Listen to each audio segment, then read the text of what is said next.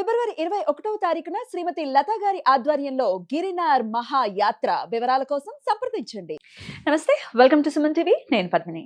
ప్రస్తుతంతో పాటు ప్రముఖ ఆధ్యాత్మికవేత్త, వాస్తు జ్యోతిష పండితులు కేఎస్ఆర్ గారు మనతో పాటు ఉన్నారు. మాట్లాడదాం సార్. నమస్తే సార్. నమస్తే. సార్, ముందుగా మీకు భీష్మ ఏకాదశి శుభాకాంక్షలు సార్. అందరికీ కూడా ఏకాదశి శుభాకాంక్షలు. ఇవాళ పైగా అన్ని ఇది భీష్మ ఏకాదశి కాదు, జయాకాదశి. జయ ఏకాదశి. అందరికీ కూడా జయాలు కలగాలని మనస్ఫూర్తిగా కోరుకుంటున్నాను. ఈ రోజు షూటింగ్ లో అన్ని శుభాకాంక్షలే. ఎందుకంటే మాఘమాసం కదా మరి. అంటే ఇప్పుడు మనం ఏమంటాం, ఇప్పుడు పండగలని కాదు, ప్రతి ఒక్కరికి కూడా ప్రతిరోజు కూడా శుభాకాంక్షలు అంటే ఏంటి? శుభాన్ని కాంక్షణం అంటే ఖచ్చితంగా శుభాన్ని కాంక్షించడం. కోరుకోవటం. ఉమ్. సో ఆ శుభాన్ని ప్రతి ఒక్కళ్ళు కోరుకోవడం తప్పేం లేదు కదా. అంతే అంతే. ఆ రకంగానే ప్రతిరోజు ఏదో ఇంగ్లీష్ వాళ్ళ పద్ధతి అవలంబిస్తున్నాం కానీ, గుడ్ మార్నింగ్ అని, గుడ్ ఈవినింగ్ అని, ఉమ్. అలా కాకుండా చక్కగా స్పష్టంగా శుభోదయం అని, శుభ సాయంత్రం అని, ఆ. శుభరాత్రి అని చెప్పుకోవచ్చు. బాగుంటది. బాగుంటుంది, అందంగా ఉంటుంది. Right. సరే, అయితే మాఘమాసంలో ఈ ఏకాదశి అద్భుతమైనటువంటి ఏకాదశి, అందులో తిరుగులేదు. ఇంకా భీష్మ ఏకాదశి అంటే అదొక తెలియని ఒక ఆనందం.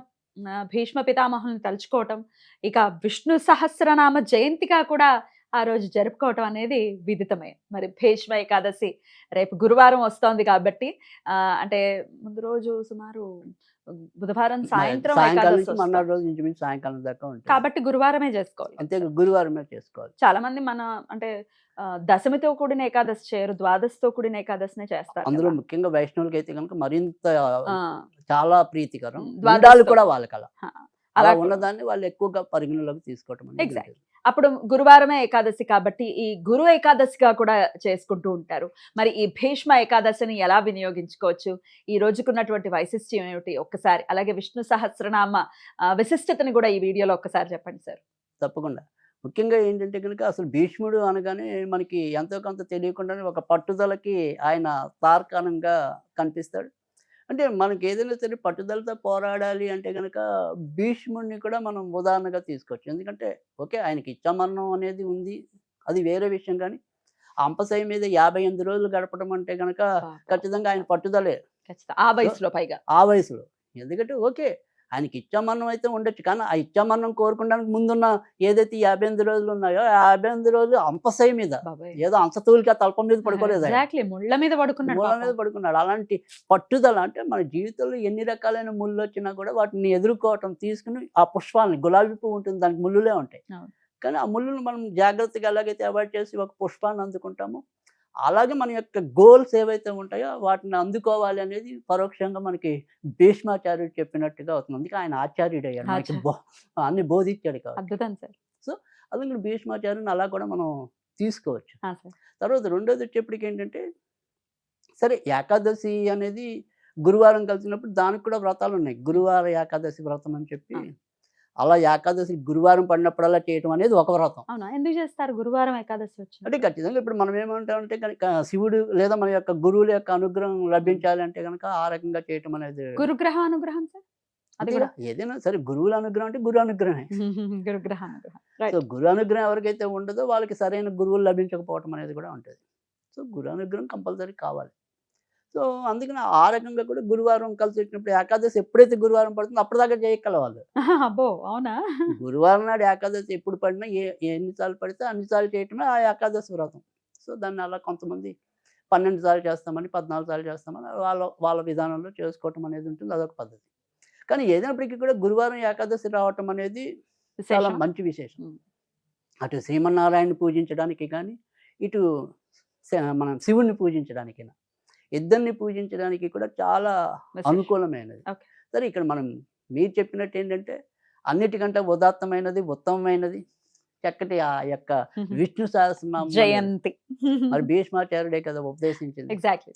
సో అందుకని మనం అంతకు ముందు వీడియోలో కూడా ఏదైతే ఈ భీష్మాష్టమి నుంచి కూడా ఈ భీష్మ ఏకాదశి అంటే ద్వాదశి వరకు కూడా ఈ 5 రోజులు కూడా అసలు విష్ణు సహస్రనామ పారాయణ అనేది, అంటే ఇప్పుడు ఇవాళ రోజుల్లో మనకి గృహ సముదాయాల్లో కూడా చాలా మంది లలిత సహస్రనామ పారాయణలు, విష్ణు సహస్రనామ సామూహికంగా. పారాయణలు సామూహికంగా మనం చేసుకోవటం. కనీసం ఈ 5 రోజుల్లో ఒక రోజైనా కూడా వాళ్ళ ఇళ్లలో పెట్టుకున్నారనుకోండి చక్కగా, అటు ఆ భీష్మాచార్యుని గౌరవించినట్టు అవుతుంది, మనకి ఇక్కడ ఎంతో కొంత పుణ్యం వస్తుంది. Right. సో ఆ రకంగా చేయటం అనేది ఒక పద్ధతి. అయితే ఈరోజు మనం చేయవలసినంత వరకు ఏంటంటే, సరే మిగతా 5 రోజులు మీరు చేశారా చేయకపోయారా అనేది పక్కన పెడితే, ఈ రోజు మటుకు కనీసం ఎలాగోలా ఓపిక తెచ్చుకుని కనీసం వింటమేనా ఉమ్. అంటే నవవిధ భక్తి మార్గాల్లో శ్రవణం అనేది కూడా ఉంది కాబట్టి ఆ రకంగా విని కూడా పుణ్యం చేసుకోవచ్చు. సో తర్వాత రెండోది ఏంటంటే ఏదైనప్పటికీ కూడా మీకు మహాభారతం లాంటివి పుణ్యగంధాలు ఉంటాయి కనుక కనీసం ఈరోజు ఈ భీష్మాచార్యుడి ఘట్టాలు చదివినా కూడా మనకి ఎంతో కొంత పుణ్యం లభించడం అనేది భీష్మ పర్వం అయితే ఒక్కసారి భీష్మ పర్వం విన్నా కూడా విన్నా కూడా చాలు. ఉమ్, అలా కనీసం ఎవరో Time ఒకరు పడుతుంది. పెద్దవాళ్ళు చెప్తే మనం విన్నా కూడా ఉమ్. చక్కటి పుణ్యం లభించడానికి ఉంటుంది.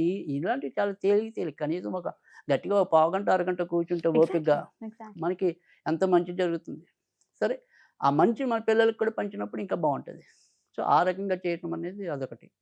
సరే ఒకవేళ ఇక్కడ మనం చేయాలి అనుకుంటే కనుక భీష్మేకాదశి నాడు ఈ రోజు కూడా మనం ఎలాగో తర్పణం వదలటం అనేది ఈ రోజు కూడా ఉంటుంది. ఉంటుంది. సో ఆ రకంగా తర్పణం వదలటం అనేది. తర్వాత రెండోది ఏంటంటే ఈ రోజు కనుక కేసరి నివేదన చేస్తే కనుక చాలా మంచిది. ఓకే. ఈ యొక్క శివుడి అంటే విష్ణుమూర్తికి ఆ. అంటే శివుడికి కాదు రవకేసరా? రవ్వ కేసరి. విష్ణు ఫోటో ఉన్న పర్వాలా, ఉమ్. శ్రీకృష్ణు ఫోటో ఉన్న పర్వాలా, వీళ్ళిద్దరిలో ఎవరి ఫోటో ఉన్నా కూడా అక్కడ మనం కొద్దిగా కేసరి నివేదన చేస్తే చాలు. ఇక చదువుకుంటే నారాయణ గాయత్రి అంటే ఒకవేళ మనం ఏదైనప్పటికీ కూడా అది చదువుకోలేకపోతే విష్ణు సహస్రం ఇప్పుడు మనం ఏదైనా సరే ఈ విష్ణు గాయత్రి అనేది ఏదైతే ఉంటుందో అది కనీసం ఒక 54 సార్లు 108 సార్లు చదవగలిగితే మంచిదే. చాలా తేలికే కదా, అందరికీ తెలిసిందే. ఓం నారాయణాయ విద్మహే వాసుదేవాయ ధీమహి తన్నో విష్ణు ప్రచోదయాత్. ఇది అంత తేలికైనది. ఇది చదువుకున్నా కూడా మంచి ఫలితం వస్తుంది. అంతకంటే చేయాల్సింది అయితే ఏం లేదు. విష్ణు సహస్రనామం ఒకవేళ చదవటం రాని వాళ్ళు విన్నా కూడా అంటే ఇక్కడ తత్ఫలితం. విష్ణు సహస్రనామం చదవటం అంటే మనకి ఏదైనా సరే అంచుమించు అన్ని దేవుళ్ళకి కూడా ఉమ్, సహస్రనామాలు ఉన్నాయి. ఉమ్, కానీ కేవలం రెండింటికి ఎందుకు అంత ప్రాధాన్యత వచ్చింది అంటే గనక ఇక్కడ ఒకటి లలిత సహస్రనామం ఉంటుంది, రెండోది విష్ణు సహస్రనామం అనేది ఉంటుంది. అవును సార్. ఈ లలిత సహస్రనామం అనేది ఏంటంటే మనకి అన్ని రకాల ఉత్తమ గతులు సంప్రాప్తింపజేయడానికి లలిత సహస్రం అనేది ఉపయోగపడితే ఈ యొక్క విష్ణు సహస్రనామం చదవటం వల్ల ఏంటంటే భౌతికంగా మనం పడే ఇబ్బందులు ఇక్కట్లన్నిటినీ కూడా ముందుకు తీసుకురాగలుగుతుంది. అంటే వాటి స్థితికారకుడు నుంచి కదా.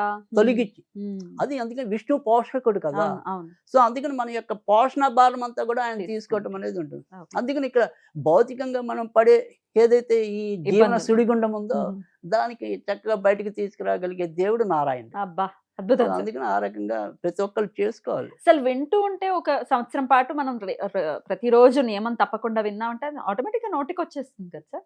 అంటే కొద్దిగా లలితా సహస్రంతో పోలిస్తే కొద్దిగా కష్టం ఉండొచ్చు. కొంచెం కష్టం ఉండొచ్చు కానీ ఇష్టపడితే మాత్రం చాలా సులువుగా ఇష్టపడిన వచ్చేస్తుంది. ఈజీ ఉంటుంది. ఆ, రైట్. కానీ ఇక్కడ ఒక చిన్న ఇది లలిత రాని వాళ్ళకి అంటే విష్ణు వచ్చిన వాళ్ళకి ఇప్పుడు నాకు విష్ణు వచ్చు, నాకు విష్ణు ఈజీ అనిపిస్తుంది లలిత కంటే.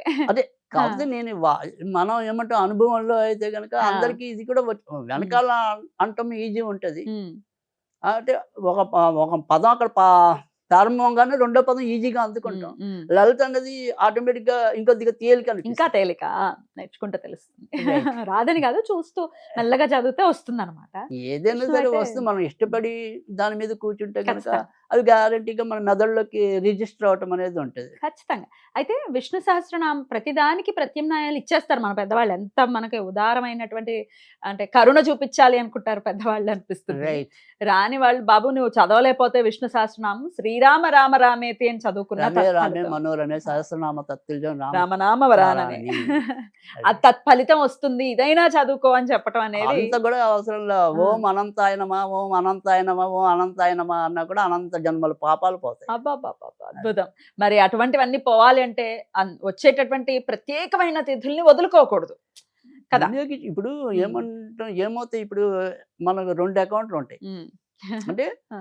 ఒకటి సేవింగ్ అకౌంట్ Savings అని ఉంటుంది, account. ఒకటి కరెంట్ Current. అకౌంట్ అనేది ఉంటుంది. ఆ, సేవింగ్ అకౌంట్ లో ఎప్పటికప్పుడు మనం చేసుకునేది డిపాజిట్ అవుతుంది. అవును. కరెంట్ అకౌంట్ అనేది ఉమ్. అవసరం బట్టి ఉంటుంది. అంటే వాడుతాం. ఇప్పుడు మనం చేసే ఏదైనా సరే ఒక సత్కార్యం ఏదైతే ఉంటుందో దానిదంతా అది కరెంట్లోకి వెళ్ళిపోతుంది. ఉమ్, మనం ఒక కోరిక పెట్టుకు చేసేదంతా సేవింగ్ అకౌంట్లోకి వస్తుంది. ఉమ్, ఉమ్.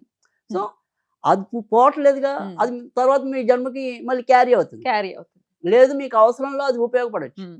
అది ఈ జన్మలో కూడా ఉపయోగపడచ్చు. ఇప్పుడు మీరు ఒక ప్రమాదం అత్యంత ప్రమాదమైన మీకే తెలుసు. ఒక వ్యక్తి మొన్న ఈ మధ్యన ఘోర యాక్సిడెంట్ అయినా కూడా చివరి నిమిషంలో ఎలా బయటపడ్డాడంటే వాళ్ళు చేసిన ఏదో ఒక పుణ్యం పుణ్యం. అతన్ని కాపాడేలా చేసింది. ఖచ్చితంగా, ఖచ్చితంగా. సో, అలాంటిది కరెంట్ అకౌంట్‌లోది వచ్చి ఇక్కడ మనకి అతుక్కుంటుంది. అంతే, అంతే. అలా రావాలి, ఏదో ఒకటి మనల్ని కాపాడాలి అంటే మనం ఎంతో కొంత చేసి ఉండాలి గదా! కదా! చేసుకుందాం. అలా ఎన్నో సంఘటనలు మన జీవితంలో ఎదురవుతూ ఉంటాయి. ఆ! వాటన్నిటికి కూడా ఇలాంటి ఏవో ఒక అకౌంట్‌లో వచ్చి మనల్ని కాపాడుతూ ఉంటాయి. కాపాడబడతాం మనం. రైట్. ఖచ్చితంగా చేసుకుందాం. అందుకే ప్రత్యేకంగా పిలిపించటం, ఇలాంటి పెద్దవాళ్ళు రావటం, చెప్పటం అనేది ఎందుకు?